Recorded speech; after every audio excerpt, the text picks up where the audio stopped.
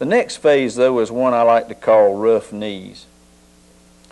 They tell me that the old folks said that a mortuarian or a funeral director could tell a good preacher from a bad one. And the way they said he could do it was by looking at their knees.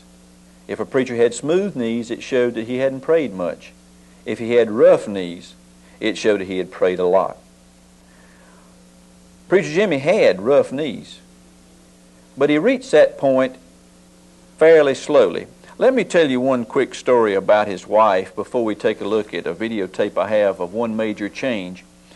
Some trouble came to his life. On August the 15th, 1895, he and his wife were supposed to go to church. She didn't go because she was sick.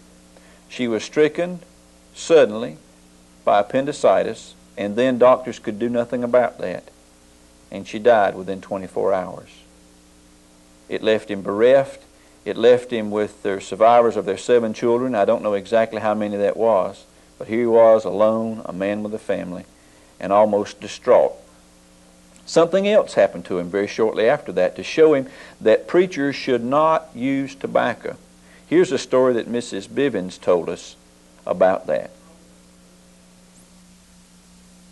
This little boy, a member of the family that was about 7 years old, came along, and he was just having the best time, had a broomstick or something, and that he was riding, and that he had something in his mouth, a stick in his mouth, and they asked him what he was doing, and he said that he was the preacher, that he was doing just like the preacher, like Mr. Little.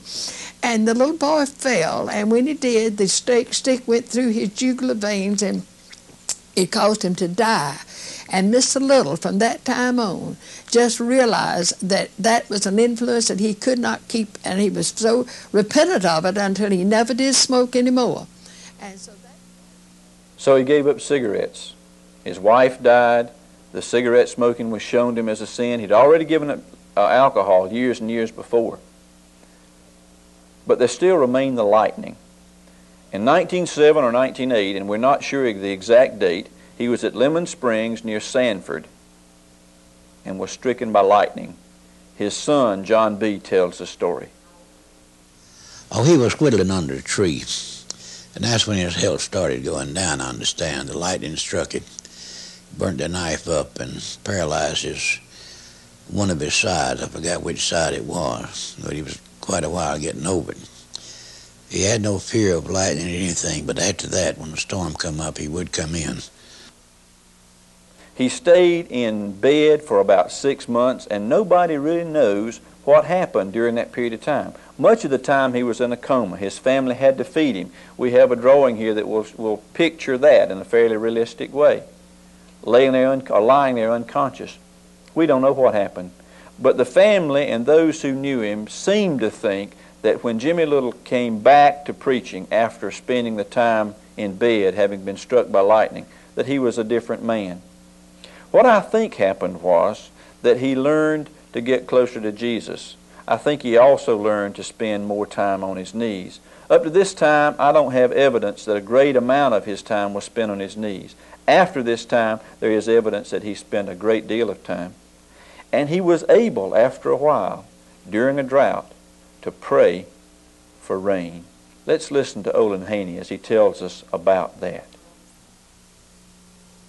It had been dry for some time, and it was real dry weather, and it looked like the crops were going to completely ruin, and they set the next day to meet at the schoolhouse to pray for rain. And he says, bring your umbrellas. Well, he brought his umbrella, came on a little old two-wheel cart-like thing, drove a horse, brought his umbrella, and then went in and he prayed for rain. And when they went out of church, he wouldn't even open his umbrella. He got wet. It rained, too. Now, that happened. And a little bit, Preacher Jimmy jumped up from there. He had his Bible in one hand and his handkerchief in the other, wiping sweat. He come running towards the front door. He said, if you got anything you don't want to get wet, he said, you better get it in, get home, get it in, it'll rain for night. And I never will forget. I said, all right, now I'll see if it does. Now that was just my little bit of faith, all I had. But, buddy, whenever, about 4 o'clock, I guess there's 25 people come from over there at my daddy's and stop. And about 4 o'clock, it thundered up overhead. There wasn't just a little sign of a cloud. Well, it weren't just a little bit. It thundered again. Well, it weren't but just a few minutes. It went to raining, and it didn't come a storm. It just rained the prettiest rain you've ever seen fall. And it rained because Preacher Jimmy Little had learned to get on his knees, to ask the Master, and to wait till he got the answer. Now you know that a man like this naturally would cause some fusses, and he did. One article in the newspaper tells that if Jimmy Little would be a good man and a good Baptist and leave alone people like Pentecostals and women preachers, that he would do well. He did have an unusual ministry. He did spend some time with people that were not the average kind of congregation, but hundreds of people would be saved in one of his meetings. In 1913, he held a meeting in Wingate, North Carolina, at the Meta Branch, or near the Meta Branch Church. And during that time, there was a problem with some cigarettes. Now, basically what happened was he went to each store in the area and bought up all the cigarettes because he felt like the students at the Wingate School should not be smoking, and he had seen some of them do it. Well, during the meeting, he gets everybody together, and they go up, as I can tell, they go up on Main Street, douse the cigarettes with some kerosene, or coal oil, as they called it then, and set them aflame. Now, I don't know whether this is what made people mad or not. I don't know, because Jimmy Little would also attack some preachers in the pulpit. If he felt that they were not doing the way they should, he would say so in the pulpit. At any rate, some people got upset with him. And at the 59th annual session of the Union Baptist Association, and this is a photocopy of those minutes, a very interesting thing happened. If I turn inside here, I can find a resolution that will say that Jimmy Little should not be allowed to preach in Union County. Let me read that to you. I'm going to turn now and read the actual resolution to you. It's on page 15 of those minutes, and it says, "Whereas it has come to the knowledge of this body that there is confusion among some of our churches and brethren concerning the methods and doctrine of J.W. Little, and whereas we have information that J.W. Little has from time to time reflected on our brethren in the ministry, and that J.W. Little is very extravagant in his statements, be it resolved that we, the Union Association, go on record that we do not approve of such methods." After remarks of several of the brethren, the resolution was unanimously adopted. Well, now this was a shock to Jimmy, I'm sure, because it meant that at least for the time being, he was not welcome in churches in Union County. But in the tent in Marshville, he was taken very, very good care of. Let's listen to some of the examples of how he was taken care of for doing the work he believed was the Lord's work, and I do too. Here's a story about how he was taken care of in a train. He was going, and he wanted to get off at a certain place.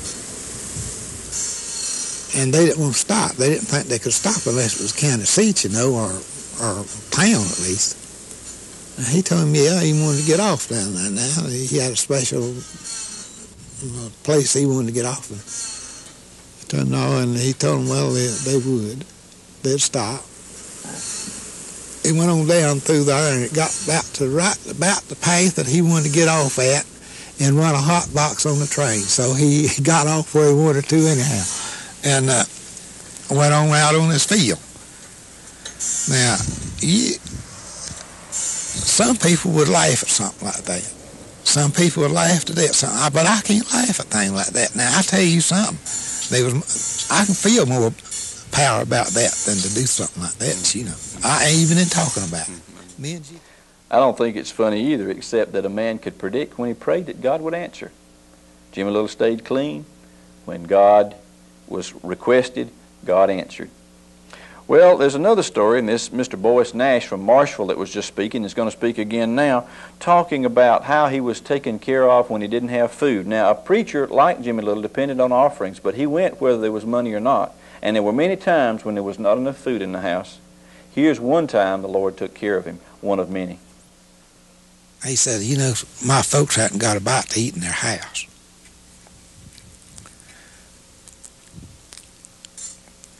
And he said that while they were standing there, and I've heard this told several times, but the other ones too, that somebody come riding up on a one-horse wagon and wanting to know where Preacher Jimmy lives, and he said, he told him, says, there he stands right there.